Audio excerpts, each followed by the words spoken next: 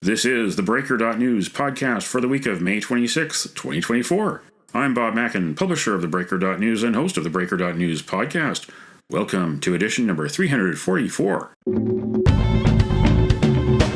The Breaker is your source for news, opinion, and analysis about British Columbia issues, institutions, and influencers. Later, I'll tell you how you can support The Breaker. On this edition, headlines from the Pacific Rim and the Pacific Northwest. I award a virtual Nanaimo bar to a difference maker. And the big deal feature. The gap is narrowing between the NDP and the Conservatives. BC United and the BC Greens are struggling to stay relevant. The major issues have not changed. With 21 weeks until BC Election Day, I catch up with Mario Canseco, the president of Research Co., to talk about his latest opinion poll.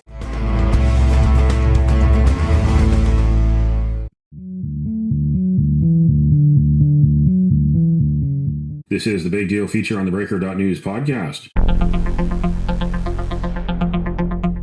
21 weeks to go until Election Day in British Columbia. Premier David Eby and his NDP are looking for another 4 years in office, while John Rustad's Conservatives think that they are the free enterprise option. A new poll from Research Co. shows that Kevin Falcon's BC United could be battling with Sonia Furstenau's Green Party for third-party status. It says 42% of respondents would vote for the NDP, and 32% of decided voters support the Conservatives. BC United, the opposition party, and the Greens are tied at 10% each. I welcome back regular guest Mario Canseco, president of Research Co. The only issues that are in double digits, by a long shot, remain housing, poverty, homelessness at 40%. The respondents said that was their top issue. Respondents said 21% of the time that healthcare was the top issue, and number 3 was economy and jobs at 15%. This has been pretty solid for quite a long time. Not much movement in terms of position, not much movement in terms of proportion. Why do you think that is, and how do you think that will play out 21 weeks from now when voters go to the polls? Well, it's an extraordinary climb for housing as an issue. Going back to the 2009 election, for instance, it would barely register. People were more likely to be worried about the economy and jobs. We were coming off the global financial crisis, so that made sense. But the numbers had never been as high as they are right now. Even in 2020, we started to see housing climbing as an issue, to a lesser extent in 2017, but never at 40%. It's usually something that is only reserved to healthcare if things are going terribly, or sometimes it's the economy and jobs. The other issue that is remarkable and certainly hurts the Greens is how low the environment has fallen as an issue. Usually it's in double digits. Sometimes it gets to maybe 15 or 16%. Now at 5%, it isn't really something that they can use to try to connect with the younger demographic that usually looks at the Greens as an option they can support, because that young demographic is very worried about housing. And the other issue that certainly throws a wrench into BC United is how low crime and safety is. It's at 5%. We started off with BC United talking about going really hard on the issue of crime. And we see only 1 in 20 British Columbians who believe that this is the number one issue facing BC. So it's not going to be a winning strategy to try to hammer all of your ideas related to public safety when it's something that most British Columbians aren't worried about right now. Is there any room for Kevin Falcon to gain back support, or for the Conservatives to lose support among decided voters? Well, there's a couple of issues at play that could benefit either of the parties. One of the complexities of the BC Conservatives is we don't see the same level of emotional connection that we see on the voting question in the approval question. They're at 32%. They're up 5 points since April, climbing the charts. This is essentially a statistical tie with the NDP in southern British Columbia, northern British Columbia, and the Fraser Valley. So this is something that we didn't see happening probably a year ago.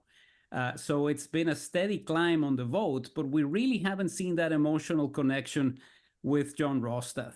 To me, this really echoes the campaign of 2009, when there was a moment when the NDP under Carol James was leading in voting, but we never saw Carol James climbing, getting ahead as the best premier, or being seen as somebody whose numbers on her own personal level were going to be higher than what we saw for Gordon Campbell. And at the end, we had an election where the Liberals ended up with another majority. I think that is the main challenge for John Rostad. Can you be that vehicle for change and establish that emotional connection with voters? They're doing well with the 18 to 34 demographic. And we know that young people usually don't vote as much as those over the age of 55.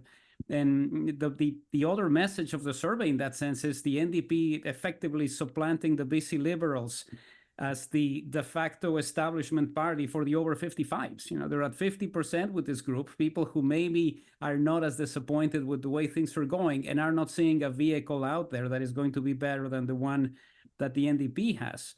The main difficulty for United is the rebrand is certainly not working well. We've seen a drop in support from the first time we asked about BC United in May of 2023, when they were at 33%. Down to 12%. So it's a significant drop. It's 21 points lower than where they were when they announced this rebrand. And the problem is we ran a question related to, would you vote for BC United if all of these different candidates were in place of Kevin Falcon? And the numbers aren't really that superior. We have the party at 18% with Christy Clark as leader, the party at 18% with Diane Watts as leader, 14% with Michael Lee, 13% with Gavin Dew. These aren't numbers that are going to move things. So part of the complexity is there was no really rebirth of the ideas of the party, no way to connect. It was essentially just changing a logo, adding different colors, and voters are now looking at the Conservatives as an option that they would support if they're dissatisfied with things. So I think it has more to do with the inability of the BC Liberals to try to, well, BC United now, to try to run a campaign like the one the BC Liberals used to run. Endless corporate money, AstroTurf groups, having the opportunity to have other people doing your messaging. And ultimately, the one thing that made Christy Clark's tenure different, which was that she was in government. You can steer policy through. Kevin Falcon has none of those things right now. Unless, of course, a miracle happens during barbecue season during the summer and somehow the BC United and Conservatives kiss and make up. Well, I think a lot of people would like to see something like that happen. There's an element of the base of support that would be happy with a merger, but it's not massive. It's fewer than 50% of people who right now say they would vote for BC United or the BC Conservatives saying, I would welcome these two parties working together. But it's not massive. It's not 70%. It's not something that the entire base wants to see. And what I find really compelling about the numbers is when the race was closer between the two parties, when you had essentially BC United and the BC Conservatives tied or separated by 5 or 6 points, that's when a lot of people were saying, well, maybe we should work together because the splits are going to enable the NDP to win seats with 35, 37% of the vote. Now that you have a clear winner and you have a clear distance between the BC Conservatives and BC United, people are having second thoughts. Maybe this isn't the right course of action. There's a vehicle here that has the momentum, that can do very well, that could actually do, maybe actually have a shot at forming the government if the situation continues to go as it has been going over the past few months. So I think part of the complexity here is the BC Conservative voters saying, we have a shot at this. Why would we extend our hand and try to bring BC United in?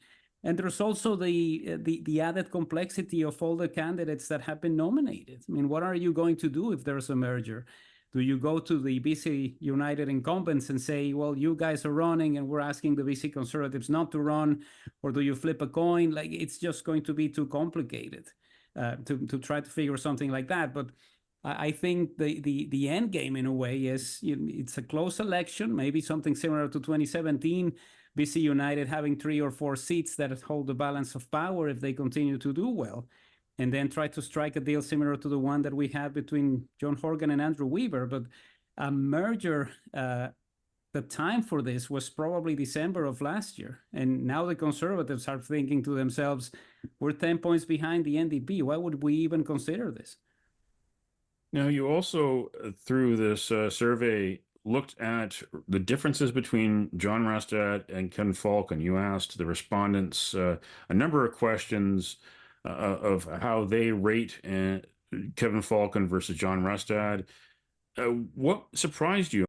The thing that is really striking is that it started off as Falcon having the edge on most of these items on John Rostad. When we started asking this question, Rostad was seen as, maybe he'll do well in the Fraser Valley, but he won't do well in the island. He's not going to do well with women.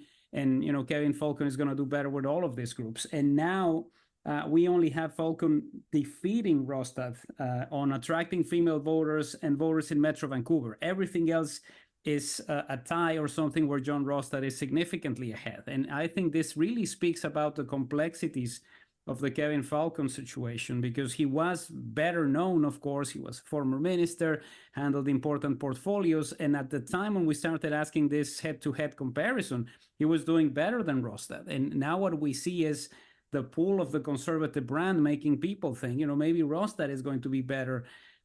He has a better shot at forming the government even, or at forming the official opposition after we have this election. These are items where just a few months ago, Kevin Falcon was ahead. And it certainly shows the difficulty that they've had trying to connect with a new brand and a new situation in place. You don't drop 21 points because you did something right. Kevin Falcon and BC United have been doing things right on a few occasions, a few notable occasions. 2022, if you remember, John Horgan was going to spend $1 billion to build a new Royal BC Museum, and Kevin Falcon and BC United really led the charge to force the NDP to change course on that. And of course, this year, the whole controversy over street drug use and weapons in hospitals, he has led BC United to some key policy wins to embarrass the NDP to change course. There's echoes of the 2015 federal campaign in a way. It starts with Mulcair really hammering the Conservatives about everything. They have that ad with Dindal Mastro in chains. You have a lot of people who are starting to generate this feeling of animosity towards an incumbent government, but you're not sealing the deal. Justin Trudeau comes in, and that is the moment when that opposition vote galvanizes around an option that is going to make it easier to topple the government. And I see echoes of that in the situation that we have right now. Falcon very critical of the NDP and the things that they're doing, but because of the conservative brand, people looking at John Rostad as that vehicle for change, even though we haven't really seen that level of emotional connection that is necessary for things to be different.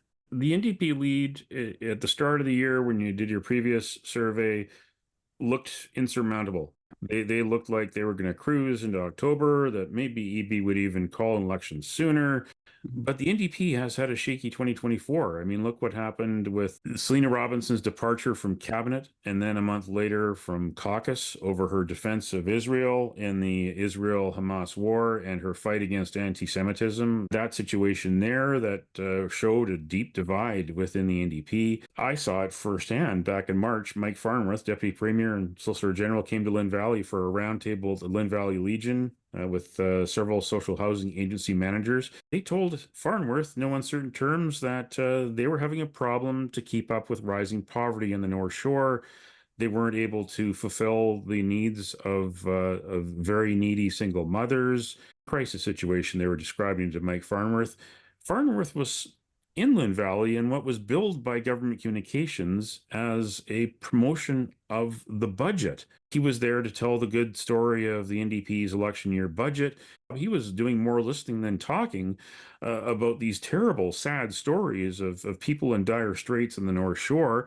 And at one point, he even admitted he didn't know that media had been invited to observe this forum. That showed that the NDP is not on its game. Maybe they can be defeated if there is an opposition vehicle that can get its act together sooner than later. There's a complexity that is pretty evident at this stage, which is how do you address specific elements within the party that have been there forever, particularly activists, to a lesser extent environmentalists, without any alienating the base that can deliver you your majority, which is the over 55 voter who maybe doesn't care too much about what is happening in Israel, who maybe isn't paying attention to climate change as much as the younger generation. That is the complexity that they're facing. And it reminds me of the moment when Stephen Harper was about to become prime minister, and there were all of these discussions about how social conservatism was back, how we were going to be heading into a discussion about abortion. And he ended that in a heartbeat. We're here to do fiscal conservatism. We're going to deal with things differently. I understand that this is important to the base, but I am not going to jeopardize everything that we worked for because of this tiny issue that you guys want to deal with at this stage. And I think it's going to be a similar situation for David Eby. Can you sustain the type of momentum that you have and the level of support that the party got because of John Horgan's leadership during the pandemic? They got to 48% of the vote. This isn't something that happens to the NDP most years. And, there's a drop in that. Part of it is the change in leadership. But all you need to do is be a few points ahead of the Conservatives to try to win because of your level of support in Metro Vancouver. So that is the other issue that is interesting at this stage. If we're going to see some of those BC Liberal ridings in Metro Vancouver suddenly looking at the Conservatives as an option, then the math isn't going to make a lot of sense because you no longer have the splits between the center-right to help you gain some of those seats. This election race here in BC, only 21 weeks away, is also shaped by federal leaders who aren't aligned with the parties. I mean, the BC NDP has been for many years Prime Minister Justin Trudeau's favorite provincial party.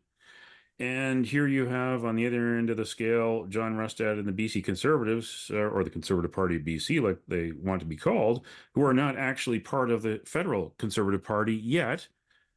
He is riding on the coattails of federal leader Pierre Poilievre, who is seen as the prime minister in waiting based on all the opinion polls about the decline of the federal Liberals and the rise of the Conservatives. People want change.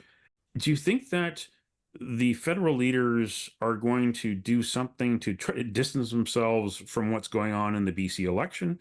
Or do you think that they might use this as a bit of a test market themselves for the federal election, which is scheduled for October 2025? What is really fascinating to watch at the federal level is the level of support that the Conservatives are getting in BC.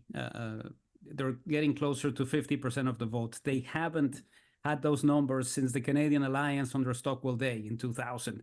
Stephen Harper was forming the government and not getting close to 50% of the vote in BC. So to see the level of connection that the electorate right now has with Poilievre is fascinating. Back in 2020, 2021, you had the emergence of the Horgan-Trudeau voter, somebody who was, careful and wanted to talk about the pandemic management. We didn't see a lot of people who were NDP voters federally and NDP voters provincially. We saw a lot of people who were Liberal voters federally and NDP voters provincially. And what is interesting now is we don't see the emergence of that ideological voter. If this were something that is based purely on ideology, the BC Conservatives would be in first place, but they're not. And if it's something that is based only on the leadership of your provincial party, Jagmeet Singh would be doing a lot better than he is right now. And sometimes he's in second place, sometimes he's in third place, depending on the situation.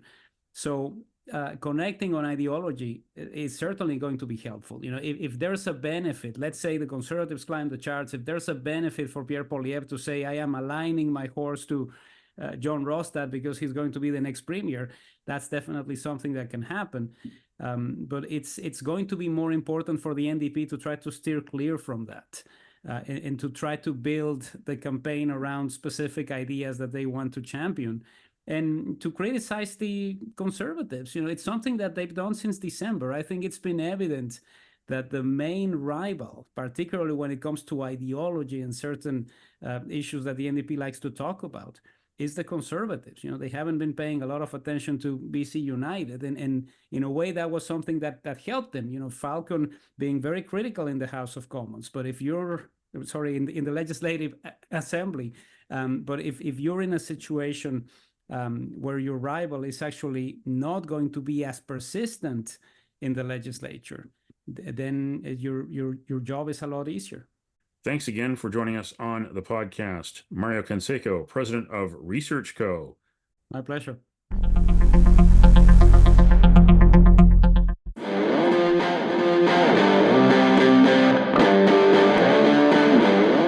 Now it's time time on the Breaker.news podcast for Around the Rim. We look at news headlines around the Pacific Rim. In the Taiwan news, outlying Taiwan island of Kinmen calm in face of Chinese drills. Residents and military personnel stationed on the island of Kinmen off the coast of China's Fujian province were stoical after 2 days of Chinese military drill. The Army's Kinmen Defense Command said it had not raised the alert level, while local fishers said they would still go out to sea as they needed to make a living. China began military drills after the inauguration of new President Lai Ching-te. Xi Jinping has threatened to invade the self-governing democratic island. In Nikkei Asia, Tesla pushes suppliers to produce parts outside of China and Taiwan. Move comes amid rising geopolitical tensions and competition from Chinese rivals. Suppliers making components such as printed circuit boards, displays, and electronics control unit systems for use in Tesla models sold outside of China have received the request from the American EV maker, according to 6 supply chain executives with direct knowledge of the matter. China and Taiwan produce the bulk of the world's vital electronics parts and components.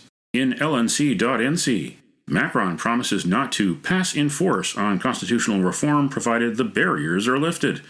In a quick trip to New Caledonia via Vancouver, France's head of state promised emergency aid after the colossal damage caused by the rioters.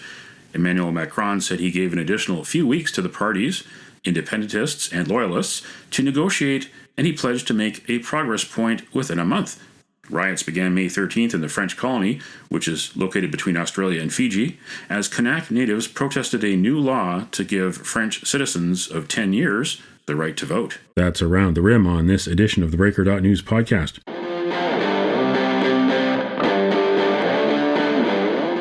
Now it's time on the Breaker.news podcast for Cascadia Calling.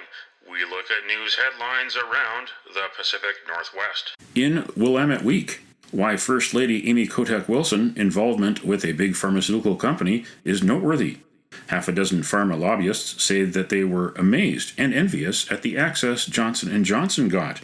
According to state figures, the Oregon Health Plan paid nearly $1.4 billion for prescription drugs last year. It's a competitive marketplace, and although Oregon strives to be objective about buying the most effective and competitively priced drugs, lobbyists say the process remains intensely political. In other words, having friends in the governor's office could be influential. In Crosscut, WSF says building new diesel ferries would create a 2-year delay. The 2 Democrats and 2 Republicans, considered the frontrunners to replace Jay Inslee as Washington's governor, have all indicated they would be receptive to replacing the first 2 hybrid ferries with diesel-only boats if that speeds the replacement process. In 2023, the legislature directed the Washington State Ferries to build 5 hybrid ferries. Other legislation allocated $1.3 billion to build them. New legislation would be needed in 2025 to change the plans for the first 2 ferries, including reallocating money. In Czech news, Sydney Island deer cull costs spiraling. Parks Canada wants to kill each and every one of the European fallow deer on Sydney Island. The program is costing $10,000 per deer killed during Phase 1. According to documents obtained by the Canadian Taxpayers Federation, in Phase 1 of the cull last fall, it spent more than $800,000. Including $67,000 on a helicopter to circle the island with snipers from the United States and New Zealand. The total budget is $12 million. That's Cascadia Calling on this edition of the Breaker.news podcast. Don't matter what color you are, 'cause love will conquer hate, so you won't stand alone. You won't stand alone. The virtual Nanaimo Bar, brought to you by Spruce Hill Contracting. Every week we end the Breaker.news podcast on a tasty note by awarding the goodness of a virtual Nanaimo Bar to people making a difference. A virtual version of the province's favorite dessert bar goes this week to parents, guardians, pediatricians, teachers, daycare workers. It takes a village to raise a child, as they say. It's Childcare Month in BC throughout the month of May. You can nominate someone for a virtual Nanaimo Bar. Send me an email to bob@theBreaker.news. Spruce Hill Contracting, custom homes and renovations. Find more information at sprucehill.ca.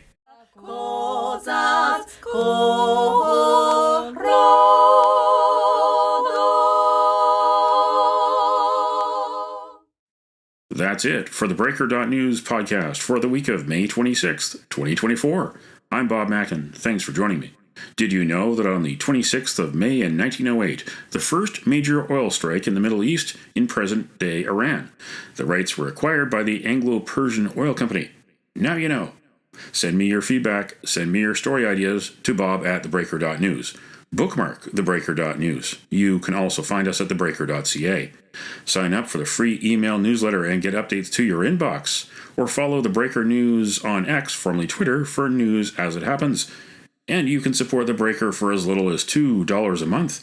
For more information, go to patreon.com/TheBreakerNews. That's patreon.com/TheBreakerNews. Until next week.